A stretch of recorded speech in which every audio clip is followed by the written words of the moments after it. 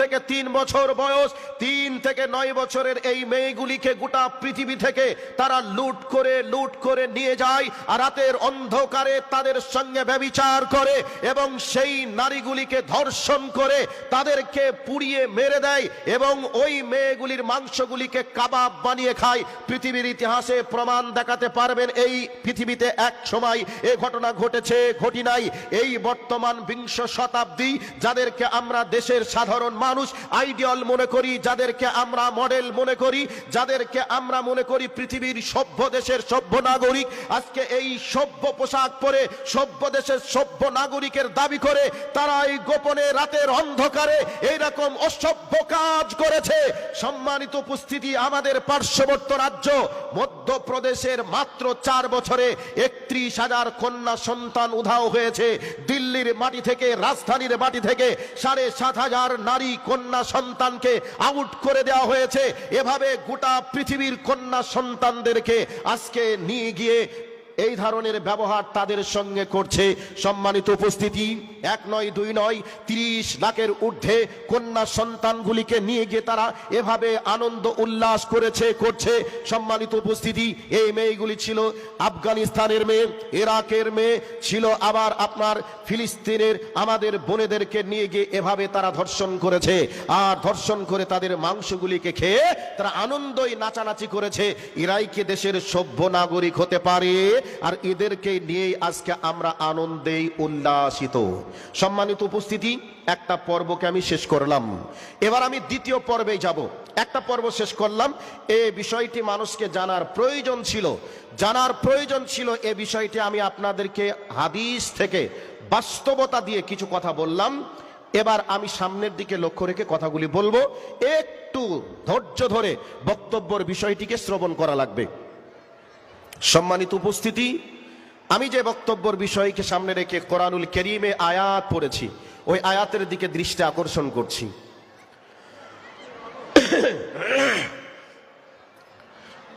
আল্লাহ সুবহানাহু ওয়া তাআলা এই অশান্ত পৃথিবীকে শান্ত করার জন্য একটা মহামানবকে দুনিয়ার বুকে, এ ধরাধামের বুকে পাঠিয়েছিলেন। নাম তার মুহাম্মদ সাল্লাল্লাহু আলাইহি ওয়াসাল্লাম।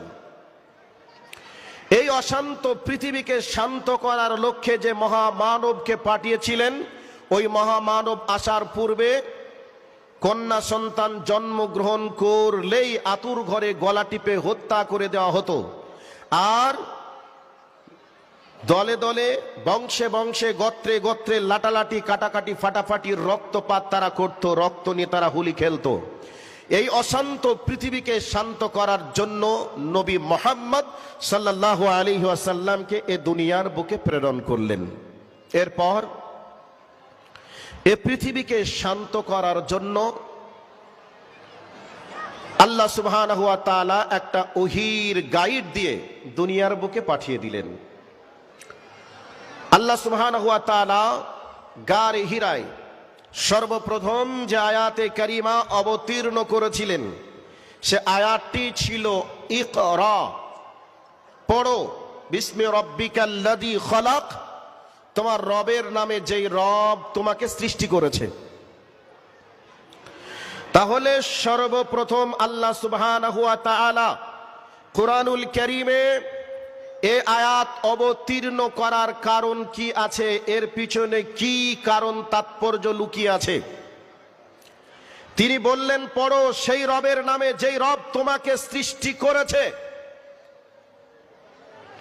এই আয়াত পরপর 5টি আয়াত অবতীর্ণ করলেন সূরাতুল আলাকের, 5টি আয়াত অবতীর্ণ করলেন। প্রেক্ষাপট আমি ছেড়ে দিলাম, প্রেক্ষাপট আপনারা বহুবার শুনেছেন। আজ পৃথিবীতে এত স্কুল, কলেজ, ইউনিভার্সিটি, বিশ্ববিদ্যালয় রয়েছে, কোন একটা বিশ্ববিদ্যালয়, ইউনিভার্সিটি আপনি দেখাতে পারবেন না যেই ইউনিভার্সিটিতে পড়ো তোমার রবের নামে এক কথায় রবের পরিচয় দেওয়া হয়। এরকম কোন স্কুল, কলেজ, ইউনিভার্সিটি, বিশ্ববিদ্যালয় পৃথিবীর মাটিতে নেই। যেই মাটি থেকে মানুষেরা শিক্ষা লাভ করে গোটা অশান্ত পৃথিবীকে শান্ত করতে পারে, এই রকম শিক্ষা প্রতিষ্ঠান পৃথিবীর মাটিতে নেই। সেই শিক্ষা প্রতিষ্ঠান আছে কোনগুলা? যেগুলি মাদ্রাসা, আর কিছু স্কুল বর্তমানে তৈরি হয়েছে, যে স্কুলগুলি তৈরি করেছে এই সমস্ত মাদ্রাসায় পড়ে কিছু আলেম তৈরি হয়েছে তারাই। তাছাড়া পৃথিবীতে সরকারিভাবে এমন কোন স্কুল কলেজ ইউনিভার্সিটি নেই যে স্কুল কলেজ ইউনিভার্সিটিতে পড়ো তোমার রবের নামে, যেই রব তোমাকে সৃষ্টি করেছে, এক কথায় রবের পরিচয় সম্পর্কে শিক্ষা দেওয়ার কোনো প্রতিষ্ঠান পৃথিবীর মাটিতে নেই বলেই আজকে পৃথিবীতে ডাক্তার হচ্ছে, মাস্টার হচ্ছে, ইঞ্জিনিয়ার হচ্ছে এবং ব্যারিস্টার হচ্ছে। এত কিছু হওয়ার পরে পৃথিবী দিনের পর দিন অস্থিরতা বিরাজ করছে, পৃথিবীর মাটিতে শান্তি হারিয়ে যাচ্ছে। যারা গোটা দেশকে, গোটা জাতিকে শান্তির সবক দেয়, তারাই গোটা পৃথিবীকে অশান্তির আগুনেই জ্বালিয়ে রাখছে। তাদের ভিতরে ডাক্তার বেশি, তাদের ভিতরে ইঞ্জিনিয়ার বেশি, তাদের ভিতরে প্রফেসর বেশি, তাদের ভিতরে বিজ্ঞানী বেশি। এরপরেও পৃথিবীর মাটিতে অশান্তির আগুনে জ্বালিয়ে রাখার জন্যই তারা বিরাজ করছে। কেন? তাদের কাছে রবের শিক্ষা নেই, রবের কোনো গাইড নেই। এই জন্য গোটা পৃথিবীকে আগুন জ্বালিয়ে পুড়িয়ে দেওয়ার পায়তারা তারা করছে। আমার বক্তব্যের সঙ্গে একটু পরে আপনি এক মিল হবেন ইনশাআল্লাহ। সম্মানিত উপস্থিতি, আল্লাহ সুবহানাহু ওয়া তাআলা সর্বপ্রথম এই আয়াত অবতীর্ণ করে গোটা পৃথিবীর মানুষকে তিনি রবের পরিচয় সম্পর্কে তিনি দেখিয়ে দিয়েছেন, জানিয়ে দিয়েছেন। আর এই রবের পরিচয়ের মাধ্যমে বিশ্বনবী জনাবে মুহাম্মদুর রাসূলুল্লাহ সাল্লাল্লাহু আলাইহি ওয়াসাল্লাম তিনি তিনার ছাত্রদেরকে তৈরি করেছেন। আর সেই ছাত্রগুলি যারা সেই সময় নারী সতীত্বের জম ছিল, নারীদেরকে জোর করে ধর্ষণ করত, যারা অন্যের সম্পদকে জোর করে লুট করত, সেই সমস্ত মানুষগুলি এই ওহীর জ্ঞানে আলোকিত হয়ে নারীদের পাহারাদার হলো, সম্পদের পাহারাদার হলো এবং পৃথিবীর মানুষকে শান্তিতে কি করে ঘুমাতে পারবে তার ট্রেনিং দেওয়ার জন্য পাহারাদার হিসাবে নিযুক্ত হয়ে গেল। সম্মানিত উপস্থিতি, আল্লাহর নবী সাল্লাল্লাহু আলাইহি ওয়াসাল্লাম এরই জন্য বলেছেন, বুইসতু মুআল্লিমান লিইউতিম্মা মাকারিমাল আখলাক। আমাকে আল্লাহ সুবহানাহু ওয়া তাআলা এই দুনিয়ার বুকে চরিত্রের মেসেঞ্জার করে প্রেরণ করেছেন, অথবা আমি নবী মুহাম্মদ মানুষের চরিত্রের মেসেঞ্জার হয়ে দুনিয়ার বুকে এসেছি। সম্মানিত উপস্থিতি, এত ডাক্তার, এত মাস্টার, এত প্রফেসর, এত বৈজ্ঞানিক হওয়ার পরে তাদের চরিত্রের কোনো ঠিক নেই। যদি চরিত্রের ঠিক থাকতো তাহলে একেবারে ফুলের মতো কচি মাসুম মেয়েদেরকে ধর্ষণ করে তারা আবার তাদের মাংসগুলিকে কাবাব বানিয়ে খেতে পারত। কথা বলুন, পারত? পৃথিবীতে একটা ইতিহাস প্রমাণ করতে পারবেন যে কোন একটা মাদ্রাসা পড়ুয়া একটা আলেম এ কাজ করেছে? পৃথিবীতে এই প্রমাণ কেউ দিতে পারবে যে নবী সাল্লাল্লাহু আলাইহি ওয়াসাল্লামের জামানায় এইরকম একটা দৃষ্টান্তের ঘটনা ঘটেছে? ঘটে নাই। যে সময় নারীদেরকে জোর করে ধর্ষণ করা হতো, যে সময় ডাকাতি করে মানুষের সম্পদগুলিকে লুটে নেওয়া হতো, ওই সময় আল্লাহর নবী সাল্লাল্লাহু আলাইহি ওয়াসাল্লাম ওহীর জ্ঞান মানুষের ব্রেনের ভিতরে দেওয়ার পর, আর নবীজি যে মানুষের কাছে এসেছিলেন উত্তম চরিত্রের মেসেঞ্জার হয়ে, মানুষ নবীজির আদর্শে নবীজির কাছে যখন এসে মিশেছে তাদের চরিত্রগুলি একবারে ফুলের মতো পবিত্র হয়ে গেছে। যেই সময় হযরতে ওমরকে দেখে মানুষ ভয় পেত, সেই ওমরকে দেখে মানুষ ভয় পেল না, বরং শয়তান ভয় পেল। সম্মানিত উপস্থিতি, সেই নবী সাল্লাল্লাহু আলাইহি ওয়াসাল্লাম ওহীর জ্ঞান দিয়ে গোটা পৃথিবীর মানুষকে, গোটা অশান্ত পৃথিবীকে শান্ত করেছিলেন। ওই দিকে লক্ষ্য রেখে কথা বলবো, তার আগে একটা ঘটনা বলছি, শুনে নিন। পানির বোতল দেখতে দিন।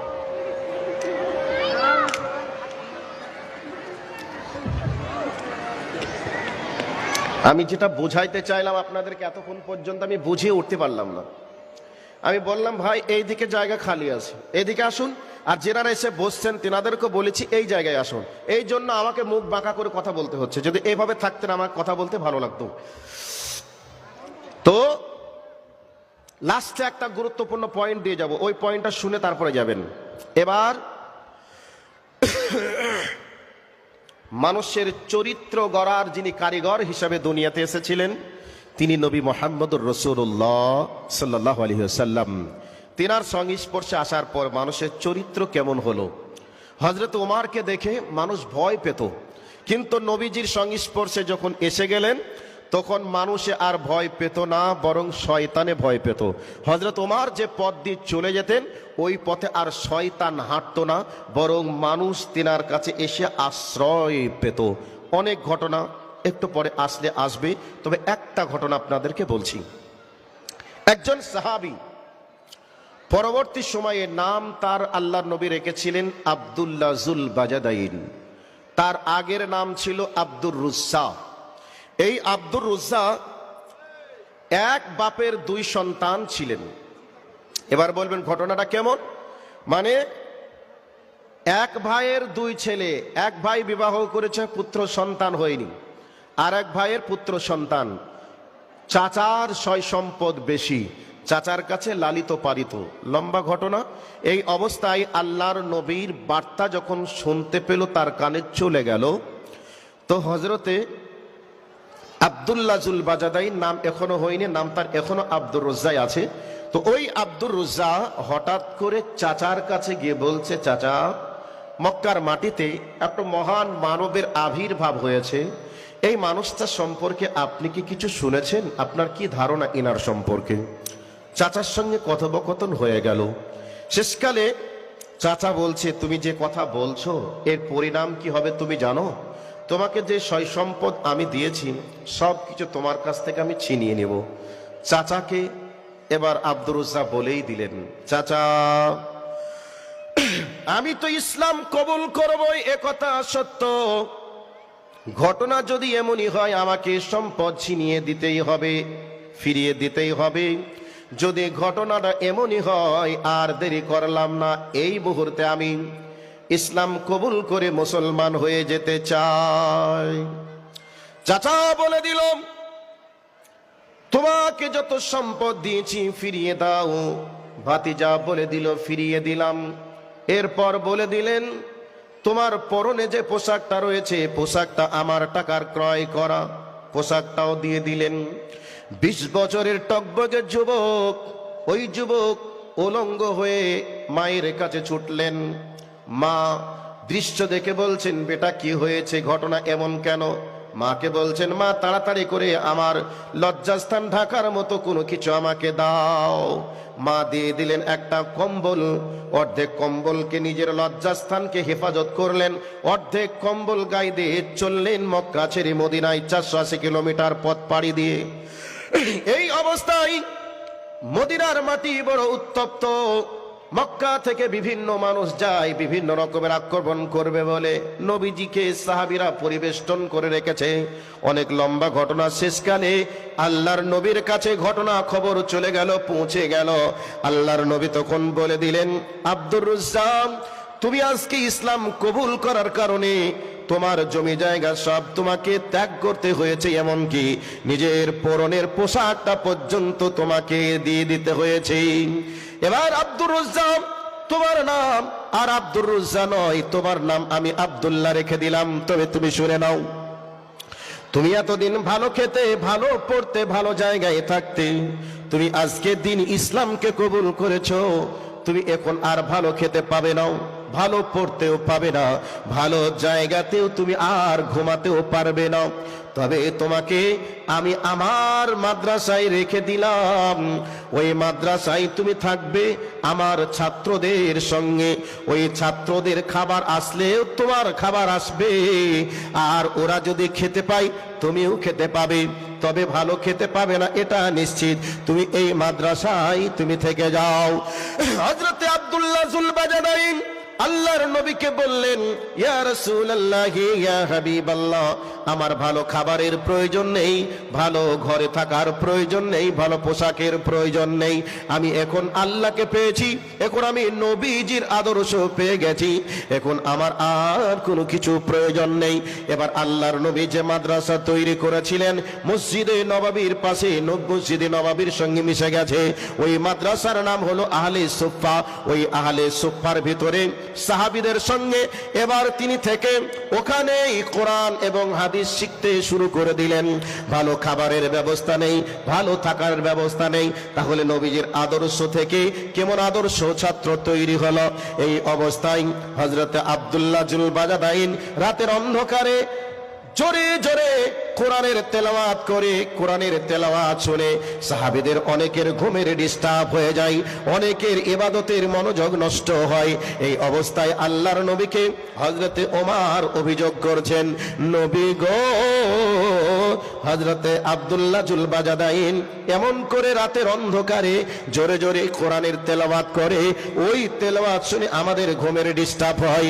এমন কি যারা রাতের অন্ধকারে তাহাজ্জুদের সালাত আদায় করে তাদেরও ইবাদতের ডিস্টার্ব হয়। আল্লাহর নবী এই অবস্থায় বললেন, ও ওমর, খবরদার, আব্দুল্লাহর ব্যাপারে তোমরা এই অভিযোগ করিও না। যেই ইসলামের জন্য, যেই কোরআন তেলাওয়াতের জন্য তাকে কাপড় জমি জায়গা থেকে নিয়ে শুরু করে পরনের পোশাকটা পর্যন্ত ছেড়ে দিতে হয়েছে, অতএব তাকে মন শান্তি করে কোরআনের তেলাওয়াত করতে দাও। এবার কোরআনের তেলাওয়াত শুরু হতে না হতেই কিছুদিন যেতে যেতে একটা যুদ্ধ চলে আসলো। যুদ্ধটার নাম ছিল জঙ্গে তাবুকের দিন। ওই জঙ্গে তাবুকের দিনে সাহাবায়ে কেরামেরা যে যেভাবে পেরেছিলেন সে সেভাবে দান করেছিলেন। এই অবস্থায় আব্দুল্লাহ জুল বাজাদাইন আল্লাহর নবীকে বললেন, ইয়া রাসূলুল্লাহ, সবাই সবার মতো যার কাছে যা ছিল সবাই সবার মতো দিয়ে দিল। আমি এমন একজন হতভাগা, কপাল পোড়া, আমার কোনো টাকা নেই, পয়সা নেই, কোনো কিছুই নেই। ওগো নবী, আমার কাছে কিচ্ছু দেওয়ার মতো নেই, তবে আপনি আল্লাহর কাছে দোয়া করুন আমি যাতে করে ওই জঙ্গে তাবুকের দিনে আমার জীবনটা ইসলামের জন্য উৎসর্গ করে দিতে পারি। জোরে বলুন নারে তাকবীর। এই অবস্থায় হযরত আব্দুল্লাহ জুল বাজাদাইনের অবস্থা দেখে আল্লাহর নবী সাহাবীদেরকে বললেন, ও সাহাবীরা, একটা গাছের ডাল নিয়ে এসো। গাছের ডালটা নিয়ে এসে আল্লাহর নবী আব্দুল্লাহ জুল বাজাদাইনের শরীরের উপরে লাগিয়ে দিয়ে বললেন, আল্লাহ, আমি আব্দুল্লাহ জুল বাজাদাইনের রক্তকে কাফেরদের জন্য আমি হারাম করে দিলাম। আল্লাহর নবীকে এই কথাটা শোনার পরে বলছেন, নবী গো, আমি চাইলাম শহীদ হব দিন ইসলামের জন্য, আমার কাছে টাকা নেই, পয়সা নেই, তবে আমার জীবনটা ইসলামের জন্যই দিয়ে দেব। অতএব আপনি আমার রক্তকে হারাম করে দিলেন, আমি তো আর শহীদ হতে পারবো না। আল্লাহর নবী বললেন, ও আব্দুল্লাহ, তুমি শোনো রে, তোমার ইন্তেকাল যদি বিছানাতে জ্বরের মধ্যেও হয় তবু তুমি শহীদের মর্যাদা লাভ করবেন। এবার হযরতে আব্দুল্লাহ জুল বাজাদাইন ভালো ঘরের ছেলে, ভালো খায়, ভালো পড়ে, ভালো জায়গায় থাকে, ভালো খেতে না পেরে ওই যুদ্ধের ময়দানে কয়েকদিন অবস্থান করার পর প্রচন্ড জ্বরে ইন্তেকাল করলেন। সম্মানিত উপস্থিতি, আপনাদেরকে বলতে চাইছিলাম, আল্লাহর নবী তিনি মানুষকে চরিত্র গড়ে তোলার জন্য এই পৃথিবীর বুকে এসেছিলেন, আর এমন ভাবে ছাত্রদের তৈরি করেছিলেন যেনারা জীবনটা পর্যন্ত আল্লাহর জন্য দিয়ে দিয়েছেন। মানুষের সম্পদ তো দূরের কথা, নারীদেরকে ভোগ করা তো দূরের কথা, ইসলামের জন্য সব ত্যাগ করে দেওয়ার পর ইসলামের জন্য নিজের জীবনটা পর্যন্ত উৎসর্গ করে দিয়েছেন। এমন একটা নবী এ দুনিয়ার বুকে এসেছিলেন। ওই নবীজির সংস্পর্শে যারা এসেছে তাদের চরিত্র সাধারণ ছিল না, বরং অসাধারণ হয়ে গিয়েছিল। এবার আমি আপনাদেরকে বলছিলাম, আল্লাহ রাব্বুল আলামিন এ ধরাধামের বুকে সর্বপ্রথম যে আয়াতে কারিমা অবতীর্ণ করেছিলেন ওই আয়াতটা হলো, ইকরা বিসমি রাব্বিকাল্লাযী খলাক। তুমি পড়ো তোমার রবের নামে, যেই রব তোমাকে সৃষ্টি করেছে। তাহলে এই রবের পরিচয়ের মাধ্যমে অশান্ত পৃথিবীটাকে শান্ত করে যারা মানুষের সম্পদকে জোর করে দখল করত, যারা এক অপর নারীকে জোর করে ভোগ করত, সেই সমস্ত সাহাবীগুলি আল্লাহর নবীর সংস্পর্শে এসে এবং ওহীর বিধানকে পেয়ে তারা পৃথিবীর অসাধারণ মানুষ হিসাবে গোটা পৃথিবীর মাটিতে দৃষ্টান্ত রেখে গেছেন।